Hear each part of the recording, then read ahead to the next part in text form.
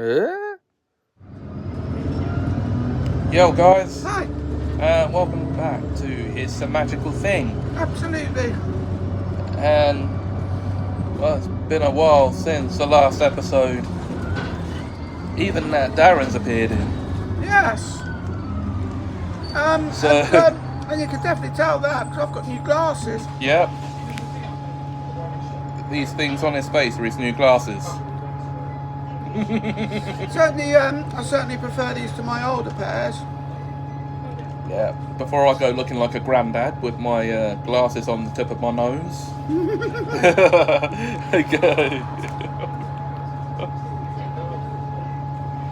I definitely like these better.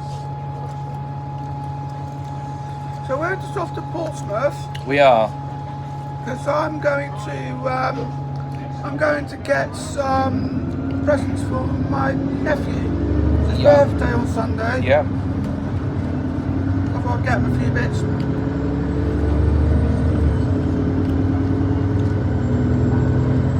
And then see where my thoughts take me. Yeah. I've got some ideas. Well, that's good. You've got some unawares. Yeah. Consider that a shout out, Chris, if you're watching. Speaking of Chris Pescott, actually, he was on the news. Was he? Yeah. What's he done now? That sounds good, actually. So he started a boxing club Oh, for disabled people. wow. And that got recognition on the news. Wow. A disabled person's boxing club. To help to help enable the abilities of those with disabilities. Well, great job there, my friend. Keep up the good work. We are eternally proud of you.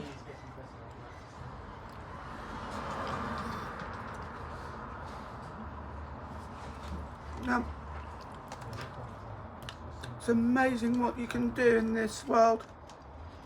It is. Because anyone can make a difference. They can. I can't remember what I was going to say next. So. Well, we're going to take a break now anyway. And we'll see you in the next part.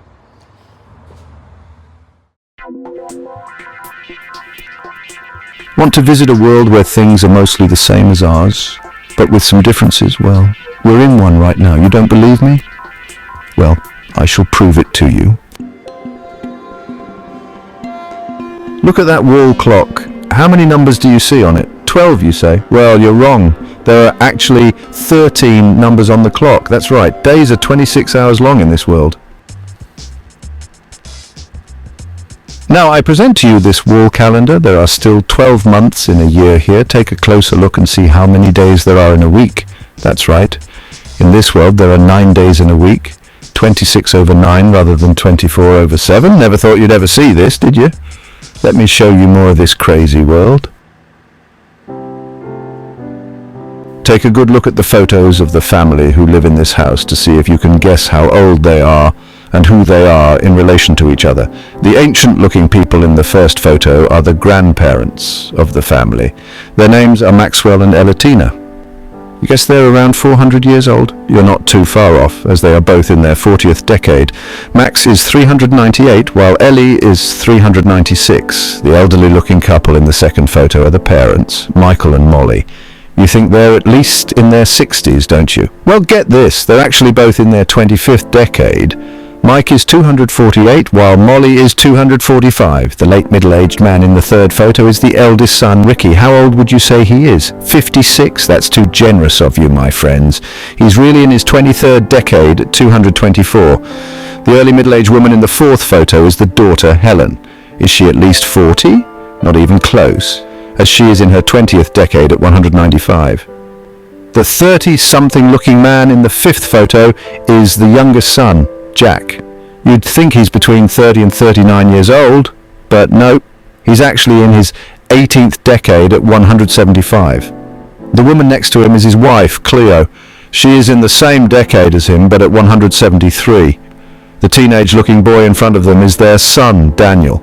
He might look like a 16-year-old, but is actually in his 10th decade at 93.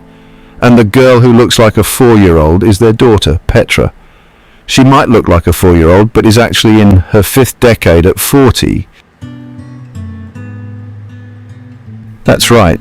While a huge difference from our own world, humans live a lot longer and age a lot slower with an average life expectancy of 1,000.3 years.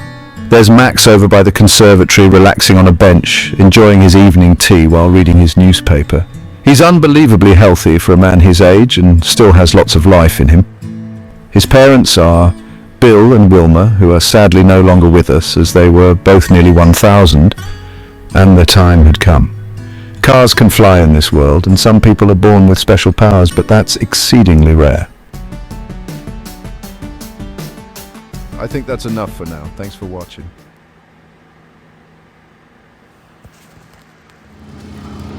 Welcome back, guys. Indeed. And here we are now at the back of Another. bus, but it's Tom at 23 Yes. on our way homesies. Yes. Who do I think I am? My brother? I've got some bits for Freddie. It's his birthday on Sunday. Yeah. And I've just got a few bits for him. And it's just incredible. So I've got a couple of jigsaws for him. Got him a century set. Yeah. And I've got him some nestling eggs. Ah, okay. I picked up a few things as well, but you'll have to wait until the next episode of James's Hall to see what it all is. Yeah. Well, it's obvious what they're going to be, but you don't know which ones they're going to be, do you? No. And we've got the glare on the phone. It's getting a bit bright. Yeah. Don't you glare at us, sunshine. Nice. So, guys, well, you're going to see some more of this done by me later on, but this will be the last scene Darren appears in for this episode. So, Well, I enjoyed it. Really enjoyed it. excellent. So I will see you soon. And you'll see me later. So until then, it's Bye bye. and stay tuned from me.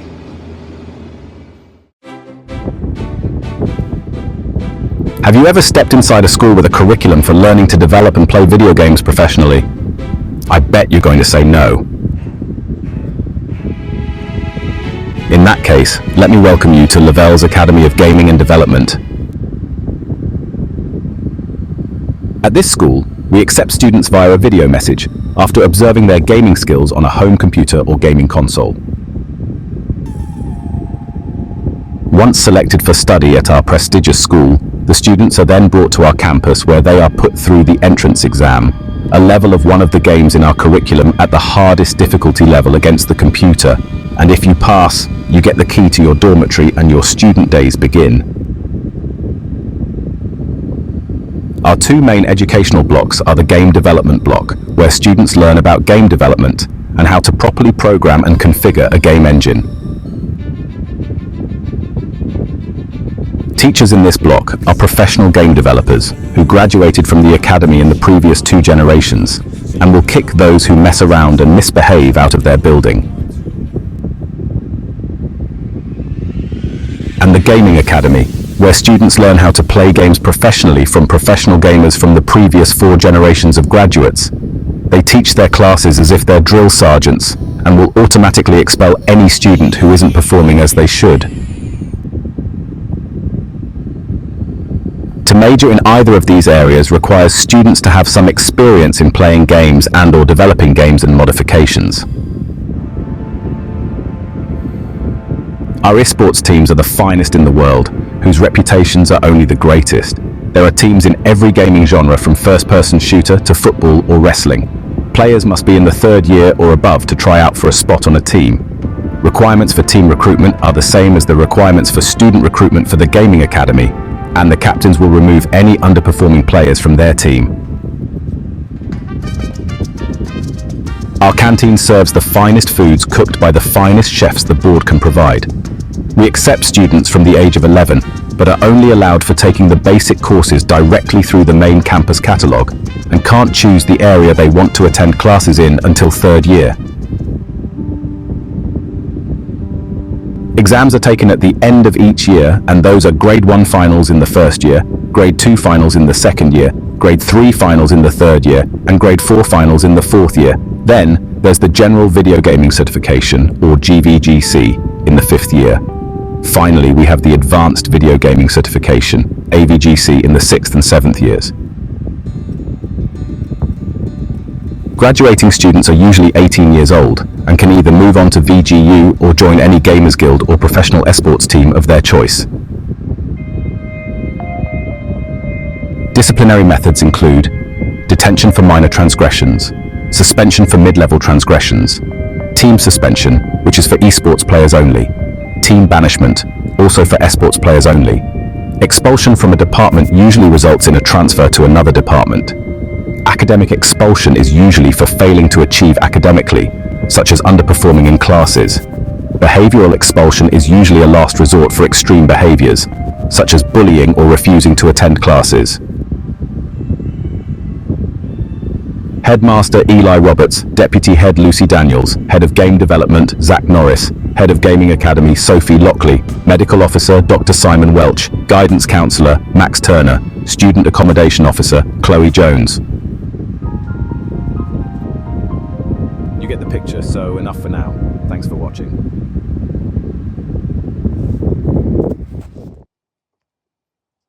Welcome back, guys. And it's time to continue with this episode. Although now I think I need to change the title to make it make more sense, because it's no longer the Wacky Day Out.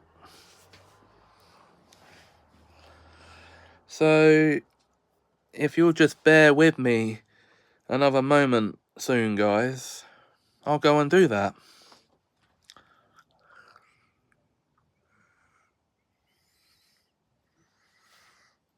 But I hope you enjoyed this, like the last AI segment and the one before the last scene.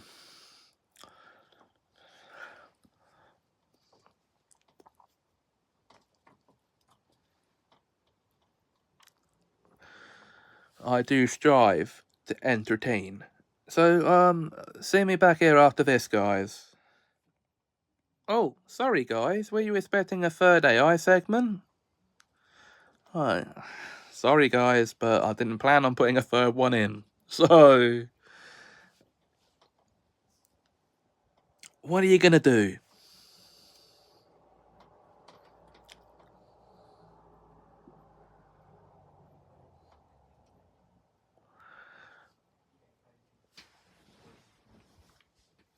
So, how have you guys been since the last episode? That's good. And I suppose you'll be wanting to know if Darren's going to be appearing in the next one. Well, the honest answer to that is, I don't know. That depends how soon after this episode that one gets done.